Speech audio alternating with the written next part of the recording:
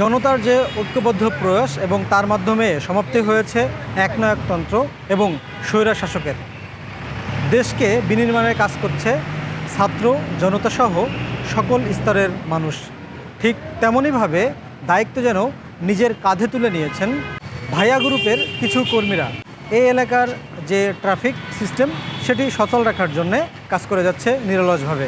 আওয়ামী লীগ সরকার পতনের পর যে ছাত্র সমাজ জেগে উঠেছে, সে ছাত্র সমাজে যেহেতু ট্রাফিক পুলিশ ব্যবস্থা এখন নাই, বলতে নাই, যেহেতু তারা এটার থেকে আপাতত স্থগিত আছে। ভাইয়া গ্রুপের কর্মী হিসাবে আমরা আজকে রাস্তায় দাঁড়াইছি, রাস্তায় ট্রাফিক ব্যবস্থাকে নিয়ন্ত্রণে রাখার জন্য পুলিশের ভূমিকা আজকে আমরা পালন করতেছি।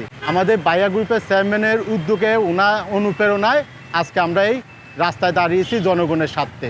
আগামীতে আমরা খুব সুন্দর একটা বাংলাদেশ দেখতে চাই, যাদের ব্যবসায়িকরা খুব সুন্দরভাবে ব্যবসা করতে পারে, ছাত্ররা খুব সুন্দরভাবে স্কুলে যেতে পারে, রাস্তাঘাট সুন্দরভাবে থাকতে পারে, কোনো জুলুম অত্যাচার না হয়, সেদিকে আমাদের খেয়াল রাখতে হবে।